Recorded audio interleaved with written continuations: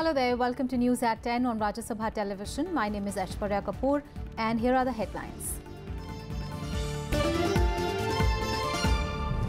Opposition members seek privileged proceedings against media houses for airing expunged remarks of Samajwadi Party MP Naresh Agarwal. Chairman asks Rajya Sabha Secretariat to inquire into the incident.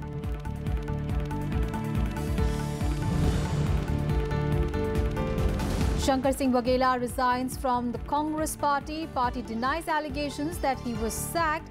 Waghela claims he will not join BJP or any other party.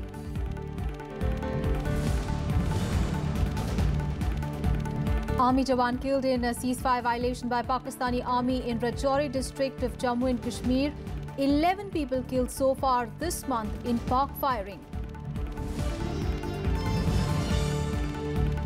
US blocks $350 million aid to Pakistan, says Islamabad did not take sufficient action against the Haqqani terror network.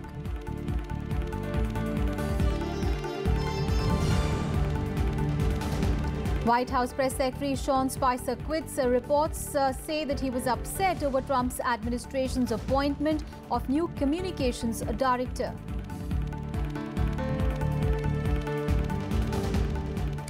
The opposition members in the upper house on Friday sought privileged proceedings against some media houses for disseminating expunged remarks of Samajwadi Party MP Naresh Agarwal.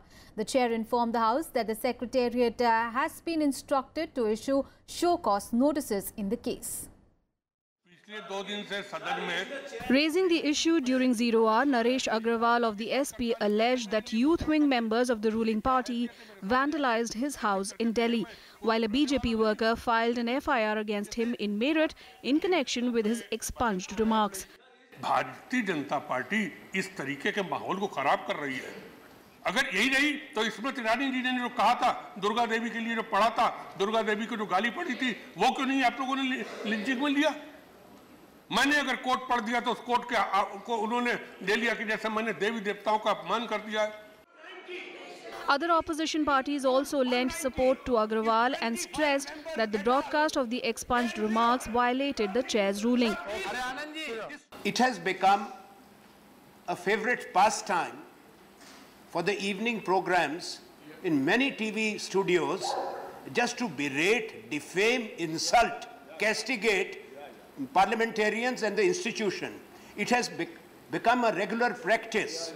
Now what has been said in one TV channel that we will drag out the member. It's not a question of which member. A member speaks in the House. Now the channel has been named by the honorable member. That channel must be given the notice. They must be summoned. इस सदन में बोली हुई चीज पे बाहर case दर्ज किया जा रहा है। कैसे हो यानी नहीं हो सकते। लिंचिंग जो है वो यानी विंडिकेट होता है। यानी एक मेंबर को यानी धमकाने का, उसके घर जाने का, उसके घर को काला करने का, हरदोई जाने का, ये क्या मामला है?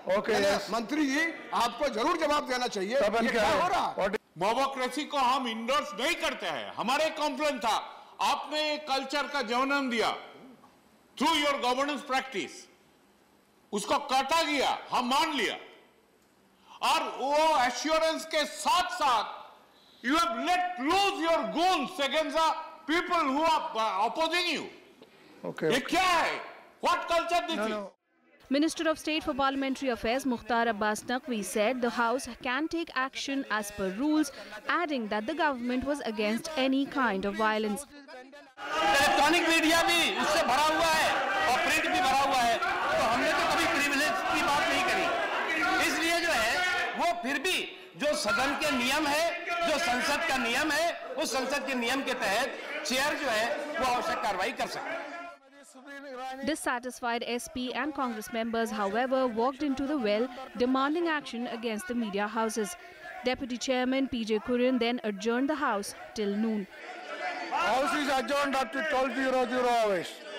After the House reassembled, Chairman Mohammad Hamid Ansari informed members that the Secretariat has been asked to inquire into the matter. I have received notice from some members raising a question of privilege against a TV channel and some newspapers for making defamatory remarks against a member of this House. The Secretariat has been asked to issue a show cause notice and further inquire into the matter. The Samajwadi members' remarks came during the short-duration discussion on the reported increase in incidents of lynching and atrocities against minorities and Dalits on Wednesday. Kriti Mishra's report for Rajya TV. Now, Goa BJP President Vinay Tendulkar won the sole Rajya Sabha seat, defeating his Congress counterpart and sitting MP Shanta Ram Nayak.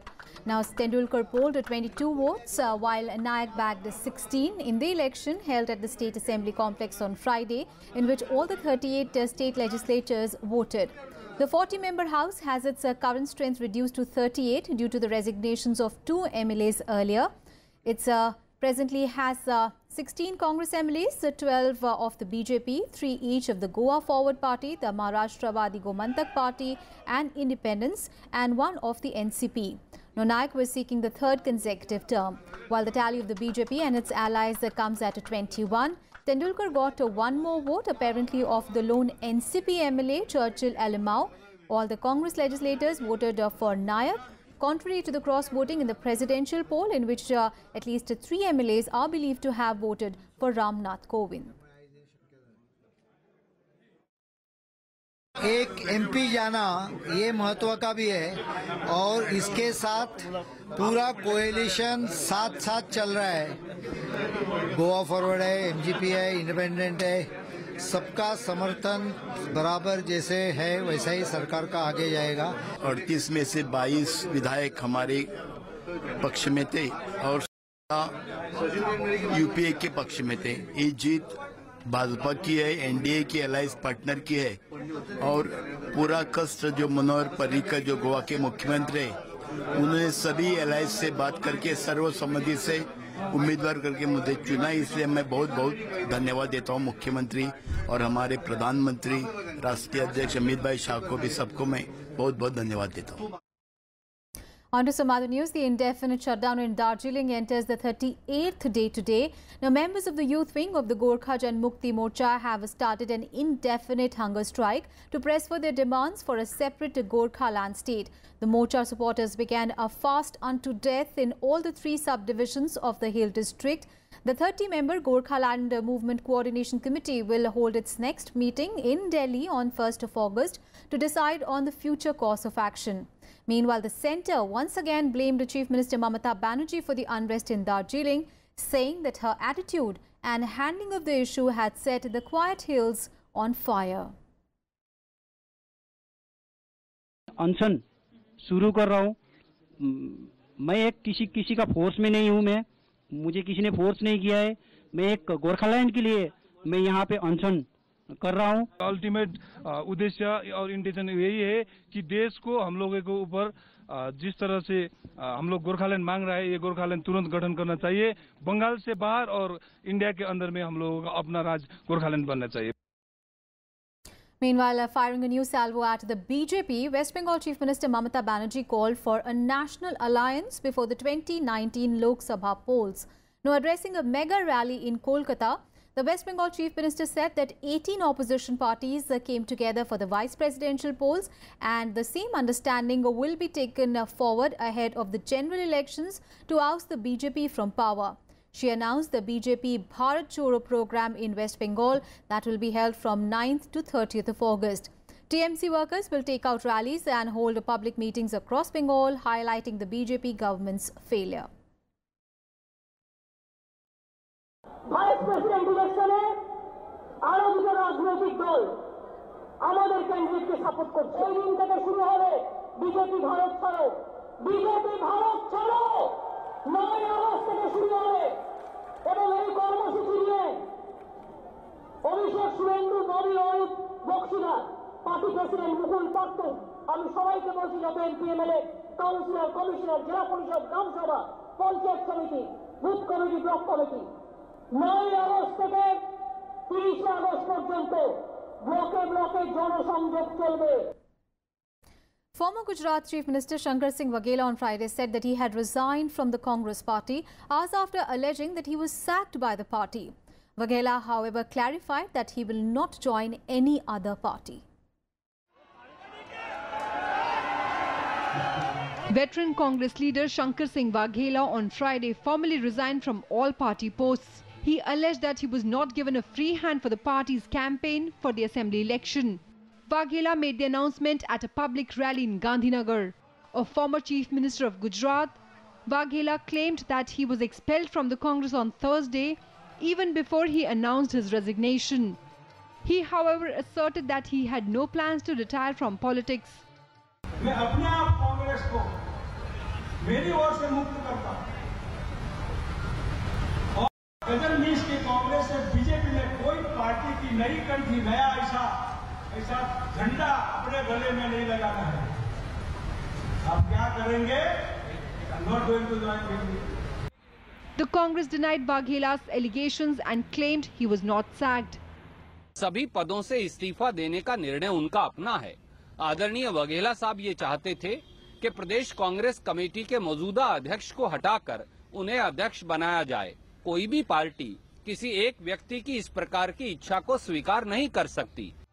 Waghela was a BJP rebel who merged his Rashtriya Janata Party with the Congress 17 years ago. His attacks come just days ahead of the Rajya Sabha elections in Gujarat for 3 seats on August 8th. Bureau Report, Rajya Sabha Television. Meanwhile, Congress Vice President Rahul Gandhi launched a scathing attack on the central government and alleged it is mutilating the Indian constitution. Now, addressing the 3-day B.R. Ambedkar International Conference in Bengaluru to mark the 126th birth anniversary of Ambedkar, the Congress Vice President said that the present government at the centre is trying to strangulate the truth. Rahul Gandhi accused Prime Minister Narendra Modi for suppressing the freedom of speech. Social reformer from the US and grandson of Martin Luther King III, was also the part of the event. This is what is happening all around us. The strangulation of reality. They say Rohit Vemula committed suicide. They call it suicide. I call it murder. The emperor is completely naked, but nobody around him has the courage to tell him. There is a dangerous new global epidemic. The powerful have convinced themselves that they can strangle reality. They're absolutely certain that they have a monopoly on the truth. How vigilantes attack Muslims while the police stand by. Regular lynchings, whether Muslims or Dalits or some unlucky woman, have become the new normal. People who believe that India should be a Hindu nation are being placed in positions of power in all the institutions of democracy. On to political situation in Nagaland, and T.R. Zeliang won the trust vote in the State Assembly on Friday, bringing to an end the high political drama in the state. Now, Zeliang secured 47 out of the 59 votes in the House. That included 36 votes of the NPF, 4 from the BJP, 7 from the Independents. Former Chief Minister Shurozeli Lezitsu bagged 11 votes, 10 of the NPF and 1 Independent. Now, 2 days ago, Zeliang was sworn in, replacing Shurozeli Lezitsu, who was sacked by Governor P.B. Acharya. Now, this after Lezitsu and his supporters failed to turn up in the assembly to face a floor test. And right now, we'll take a very short break. We'll be right back. Stay with us.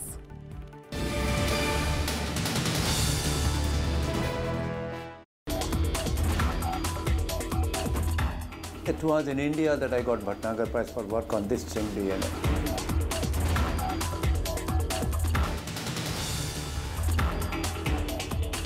Now we know that this RNA is very important. Yes, I can feel very happy. Whole of the world is now jumping up with this non-coding DNA. I got involved in what has been named as Ayurvedic biology. Watch Eureka with Dr. Subhash Chandra Lakhotia, Professor at Zoology Department at Banaras Hindu University, only on Rajya Sabha Television.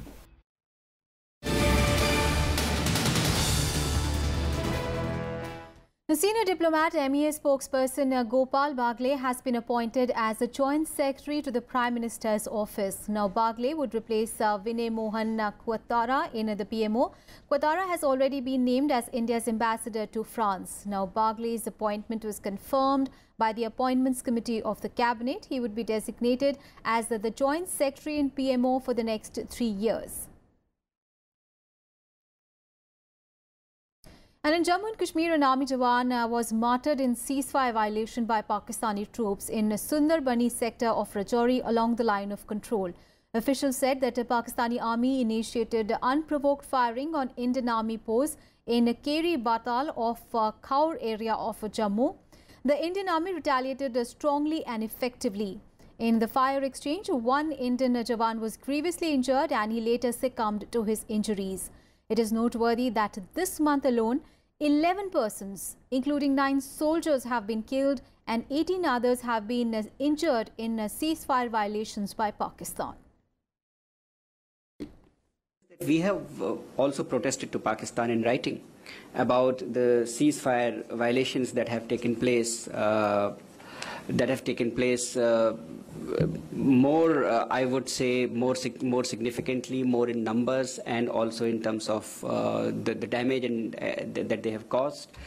We have told Pakistan that our troops do not initiate ceasefire violations or fire in any way, but they do have to respond to the unprovoked firing from the Pakistani side.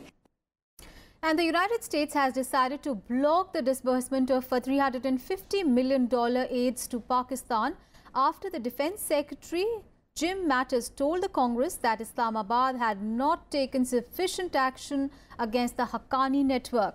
The decision came days after the State Department, in its annual report on terrorism, named Pakistan among the countries and regions providing safe havens to terrorists. Well, this is not the first time that the Pentagon has decided not to make military reimbursements. Last year, the Pentagon had withheld $300 million in reimbursements. The amount is under the Coalition Support Fund, a U.S. Defense Department program to reimburse allies that have incurred costs in supporting counter-terrorist and counter-insurgency operations. More news from Pakistan, where the country's Supreme Court on Friday reserved its judgment in the Panama Papers leak case after it concluded hearing in the corruption case against Pakistan Prime Minister Nawaz Sharif and his family. However, the 3-judge bench has not given any specific date for the announcement of the verdict. The hearings in the case began on Monday, in which Sharif and his family are accused of amassing assets abroad through offshore companies and also concealing the information from tax authorities. The assets under the microscope are 4 apartments in London. The opposition party, Tehreek-e-Insaf of Imran Khan, had filed a petition in the Apex Court following the publication of Panama Papers last year. Then a joint investigation team was formed to ascertain whether the Sharifs used legitimate means to purchase the flats. Now, the JIT in its report concluded Sharif and his children were living beyond their means and that they had submitted forged documents to conceal their assets. Now, if convicted, Prime Minister Sharif can face disqualification from politics. Elections are scheduled in Pakistan next year. Now, news from the US, where White House Press Secretary Sean Spicer has quit, reportedly in protest at an organizational shake-up. Now, reports say that Spicer stepped down because he was unhappy with Donald Trump's appointment of a new communications director, Anthony Scaramucci. Now, Spicer apparently vehemently disagreed with Scaramucci's appointment, which he believed to be a major mistake. Meanwhile, Spicer's deputy, Sarah Sanders, has now taken over as the new press secretary. Spicer's resignation marked the end of one of the most tumultuous tenures for a White House press secretary. The shake-up comes amid several investigations into alleged Russian meddling in the last year's US presidential election and whether Trump's campaign colluded with Moscow. I'd like to read a statement from the President on the resignation of Press Secretary Sean Spicer. I am grateful for Sean's work on behalf of my administration and the American people. I wish him continued success as he moves on to pursue new opportunities. Just look at his great television ratings. Shan will continue to serve the administration through August. News from the Middle East, where 6 people were killed on Friday in the bloodiest spate of Israeli-Palestinian violence for years. The violence came after the new Israeli security measures at Jerusalem's holiest site. 3 Palestinians were killed in clashes with the police after Israel installed metal detectors at the entry points to the noble sanctuary Temple Mount compound in Jerusalem's Old City. Now, hundreds of others were injured in the violence after days of friction over the holy site boiled over. Now, Palestinian President Mahmoud Abbas said that he was freezing all contacts with Israel amid unrest at the site. Now, hours after the violence, 3 Israelis were stabbed to death and a 4th was wounded in a Jewish settlement in the Israeli-occupied West Bank. Israeli media said that the 3 dead were all the members of the same family. The wounded woman was hospitalized. Israeli radio identified the attacker as a 19-year-old Palestinian from West Bank. Tonight we arrived on the scene and we found 3 patients in critical condition. We immediately started life-saving procedures. In addition, there was another wounded person who had a stabbing in their back, and she was transported to the hospital in stable condition. Now, Qatar's ruler has said that the Gulf Emirate is ready for a dialogue to resolve the diplomatic crisis with a Saudi-led bloc, so long as his country's sovereignty is respected. Now, Emir Sheikh Tamim bin Hamad Al Ansari said that in his first public comments since Saudi Arabia and its allies severed ties with the gas-rich Qatar, he insisted that any deal must not take effect in the form of diktats, but rather through mutual commitments undertaken by all the parties. On 5th of June, Saudi Arabia, Bahrain, the UAE and Egypt had cut ties with Qatar, accusing it of backing extremism and fostering ties with Iran. Doha, however, has denied all the claims. Now, the Emir said in his speech that Qatar was fighting terrorism relentlessly and without compromises, and the international community recognizes this. The crisis between the regional allies is the worst to hit the Gulf in decades. أي حل لهذه الأزمة في المستقبل يجب أن يشمل ترتيبات تضمن عدم العودة إلى هذا الأسلوب الانتقامي في التعامل مع المواطنين الأبرياء عند حدوث خلاف سياسي بين الحكومات. نحن نثمن عاليا جهود الوساطة التي يقوم بها أخي صاحب السمو الشيخ صباح الأحمد الجابر الصباح أمير دولة الكويت الشقيق. And Vice President Mohammad Hamid Ansari on Friday released a book of poems penned by IFS officer Anshuman Kaur. Releasing the compilation titled Isthmus of Time at his residence in New Delhi, the Vice President said that poetry writing is unlike any other and cannot be done to order or on prescribed subjects. He added that poets write their impressions of the world or the sentiments that they carry within them.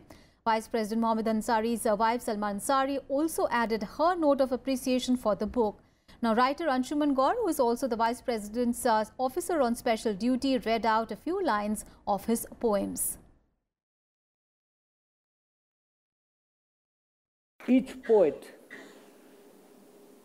writes his or her impressions of the world around or the sentiments that are within him or her. I have a style and slang of my own, my metaphors and cliches, homegrown. 10 million of us speak this tongue, the smell of curry, lilting sounds and all. They teach it to kids in Jaunpur every day. English is an Indian language, I say. And the much-awaited film Rag Desh, based on the famous Red Fort trials of 3 Indian National Army soldiers, will be released on 28th of July. Now, the team behind the Rajya Sabha television presentation was in Kolkata to promote it. They were welcomed eagerly by Netajis' family and the general public as well. Take a look.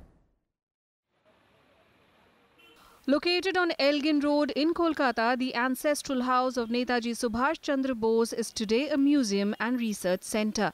On Thursday, it was the destination of the Rag Desh team who gathered here to honour Netaji. Azad Hind फौज पूरे देश की फौज थी और नेताजी पूरे देश के नेता थे और मुझे लगता है पूरे देश के अंदर उनके लिए उतनी इज्जत और प्यार है। Netaji's family members no longer live in this house, but they look after the upkeep of the museum and its many historical artifacts. Like this car, which a disguised Netaji used in 1941 to escape the detention of the British government and its many spies. Netaji's family members have a special attachment to this well-maintained car that they shared with the Ragdesh team. My father, to drive him secretly away from this house on the first leg of what became Netaji's great escape from India. And this happened on the night of January 16th, 17th, 1941. The team also visited Kolkata's famous Gujarati college, where they were greeted by excited students. It was a special moment as well for Rajya Sabha TV, that has always taken pride in its responsibility to inform, educate and provide direction to young minds. So that was the sort of passion that the Indian National Army had, and it's really unfortunate that, you know, we've forgotten our heroes, Shahnawaz, Sehgal and Dhillon. राज्य सभा television जो एक गंभीर channel है, हमने ये तय किया कि हम लोगों तक, आप तक, नई नस्लों तक इस चीज को पहुंचाने के लिए आजादी के उन बंद अध्याय जो आपको आपके सिलेबस नहीं पहुंचाते, हम आप तक पहुंचाने का काम करेंगे. Ragdesh will be screened for President Pranab Mukherjee at the Rashtrapati Bhavan on Saturday. आजादी के लिए लड़ने वाली अगर कोई फौज है तो उसका नाम है आजाद हिंद फौज. Slated for a public release on 28th July, the film depicts the historic trials of Azad Hind Fauj members Shahnawaz Khan, Gurbaksh Singh Dhillon and Prem Sehgal, an incident that eventually paved the path for India's independence. This film Ragdesh is trying to show the untouched fact about Netaji and also about Indian National Army. This may fill the gap about the knowledge of Indian National Movement for Independence. Akhilesh Suman for Rajya Sabha Television with camera person Prasanto in Kolkata. So don't forget to watch the movie at a theatre near you. The film releases this Friday, that is 28th of July. And with this, that is a wrap on this edition of news. Thanks for watching.